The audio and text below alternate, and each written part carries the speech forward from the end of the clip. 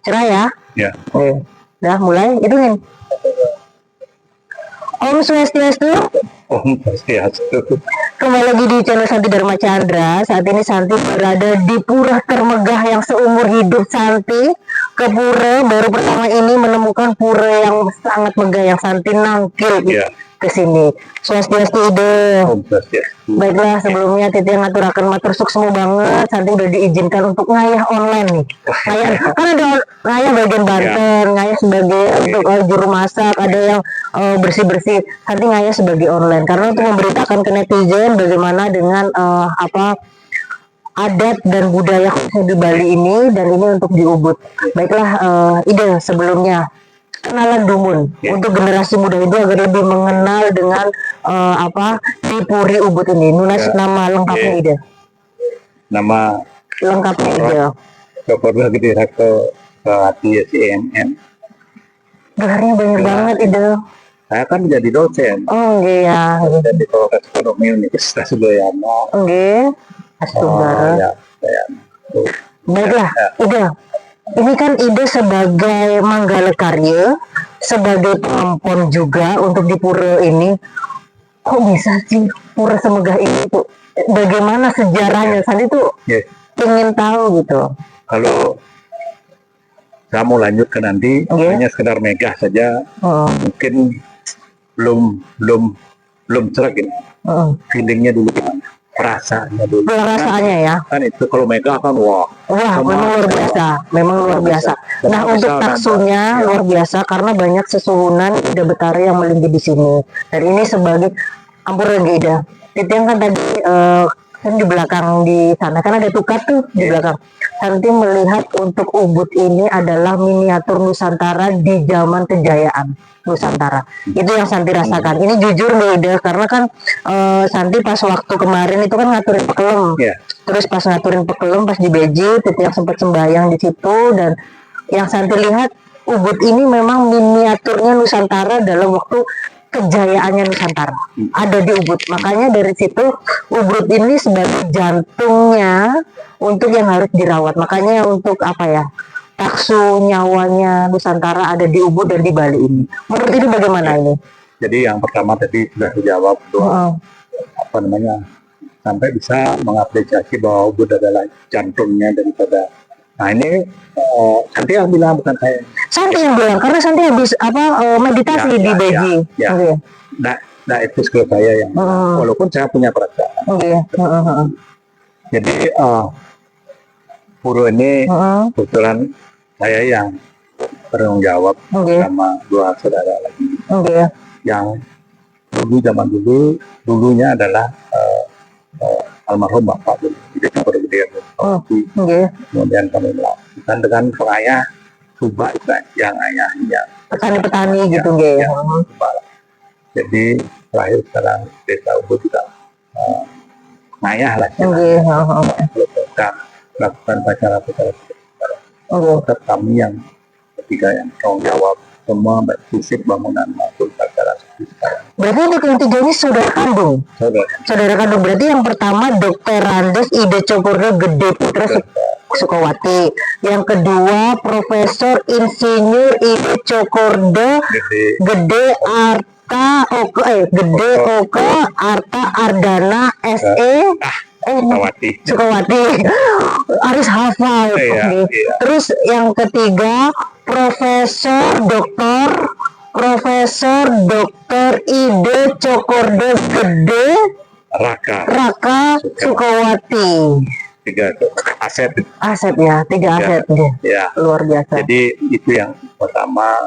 Jadi dengan upacara dan konsep upacara yang nanti rasakan adalah bagian daripada proses yang kami lakukan dari berapa Pak meninggal kemudian menyelesaikan sekolah dengan Prof. Aceh di Jakarta. Jadi habis itu baru kita kembali lagi ke desa, kita coba berusaha di pariwisata waktu itu. Di pariwisata. Kemudian kita melanjutkan juga pembangunan sedikit, bisa buat hotel satu villa di sini jadi puranya dan begitu terus akhirnya 91 tidak bisa jadikan pura. Walaupun tidak seperti ini. Awalnya dulu tidak semegah ini. Oh, bagaimana? Berarti ini dibangun 91 dengan satu dari generasi bapak. Oh, enggak. 91 sudah membangun berbarengan dengan membangun. Dan akhirnya 91 jadi. Waktu itu belum begitu banyak orang juga memperbaiki pura waktu itu yang sehingga kemudian upacara pun juga tidak begitu ada gitu. Ekonomi juga belum. Akhirnya kita lah memulai membuat kita upacara waktu itu bulan Oktober dengan istilah Maturon Karyo Kedulusan Agung. Makanya ini belum begitu populer lah. Seperti itu akhirnya dengan penggunaan kerbau 4 lebih. Itu Sabun Karya Agung nih ide. Tahun 91. Santi masih baru lahir. Ya. Ternyata berdiskusi dengan pendeta dengan saudara kakak. Akhirnya diskusikan menggunakan kerbau 4 lebih. Waktu itu kita masih belajar, tidak tahu sama sekali. Di dosen juga jalan, di usaha juga jalan, di situ jalan. Akhirnya berlanjut terus. Upacara setiap tahun jadi akhirnya di 2014 kita tahu bahwa pada saat itu bulan Revolusi hari sekarang itu adalah itu purnama ke-4 ya, purnama yang bagus sekali. Akhirnya kita diskusi waktu itu sama kakak, akhirnya kita ekspansi untuk cara 23 meter, ini juga masih ke samping dan sebagainya. 2 tahun kita membangun, akhirnya 2014 jadilah seperti ini. 2014 ya. Jadi yang mulai kita pemahaman mata-mata upacara, keyakinan bahwa apa yang saya hasilkan dari usaha dan lain sebagainya ini berkat dia. Buat lihatnya dari beliau ke ide balik lagi untuk beliau. Dan yang saya yakini apa yang saya hasil, apa yang saya kerjakan di usaha itu tidak lepas dari perhatian beliau. Itu yang saya yakini. Hotel dulu makanya sekarang konsep manajemen saya hotel kombinasi antara tradisi dan modern dan bagaimana saya mengedukasi daripada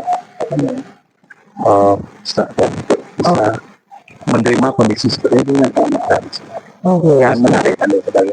Nah di tahun 2014 lah kemudian mohon lagi kepada pendeta dan lain sebagainya.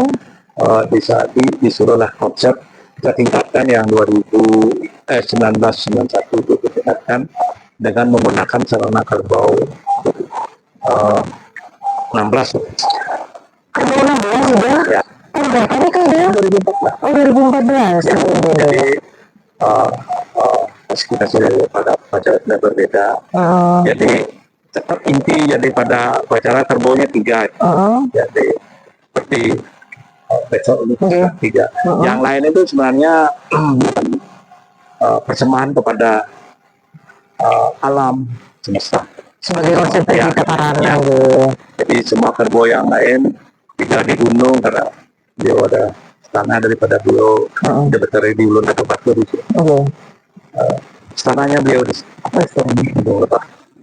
Kemudian sana kita persembahkan korbannya di danau 1, di gunung 2, di laut kayak kerbau. Biasa memang konsepnya jadi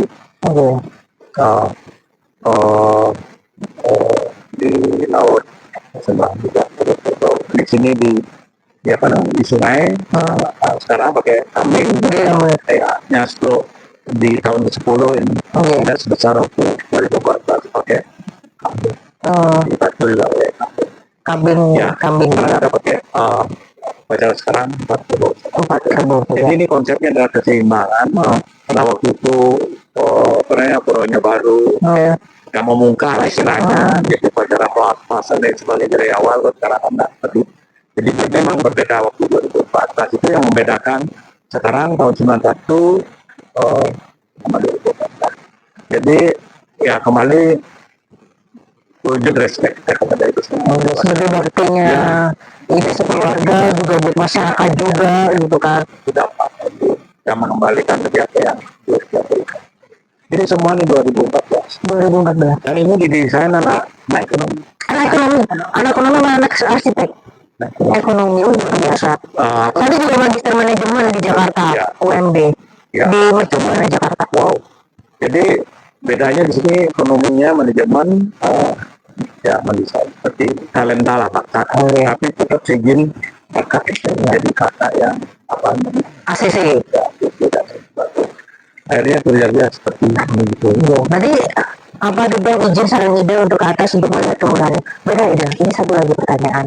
Sampai pas waktu kemarin di bawah pas ngaturin film ada sosok Maharsi. Rambutnya panjang ya kan. Beliau ya nggak tahu ada hubungannya apa dengan di sini. Mungkin ide kan yang lebih tahu untuk menjelaskan siapa sosok Maharsi. Itu sebenarnya kelebihan cantik kan semua ada apa namanya indria yang diberikan Tuhan melebihi daripada yang lain-lain. Jadi bisa berinteraksi, bisa bayangkan dan sebagainya. Dan beliau tahu pas waktu ngaturin film. Ya, itu apa namanya memberikan keyakinan buat kita, Sangat membantu. memberikan keyakinan bahwa ada itu seperti itu di dunia lain. Selain itu kan simbol-simbol yang apa namanya penguasaan alam dan lain sebagainya yang sekali-sekali ya ditunjukkan kepada kita. Dengan upacara film kemarin ya kita bangun harmonisasinya, memberikan sesuatu kepada alam gitu, yang disaksikan beliau.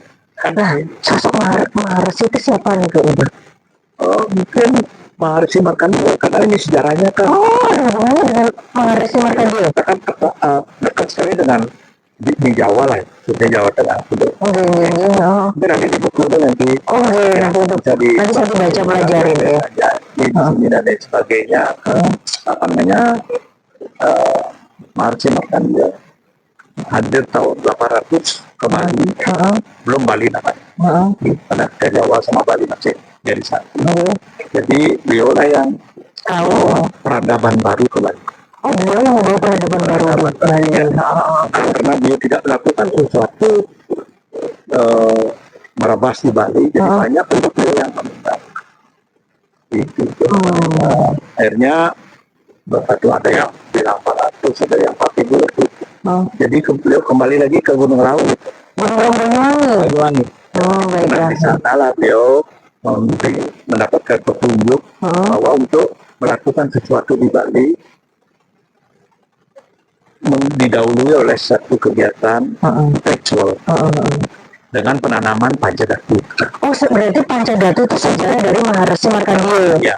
Beliau yang membawa atau inisiatornya lah masa sekarang itu. Dapat petunjuk dari waktu beliau di Gunung Raung. Seperti itu. Dengan apa namanya penanaman Pancadatu, maunya di sini karena tempatnya di lembah, dapatlah petunjuk untuk ditempatkan di Besaki. Di Besaki, di Basuki itu. Setelah beliau melakukan penanaman Pancadatu, mulailah beliau merapas dan berjalan dari ke barat dan sebagainya. Sampailah beliau di tempat ini di pertemuan dua sungai. Dua sungai ini makanya namanya campuhan sungai. Pertemuan dua sungai. Ini beliau mengadakan yoga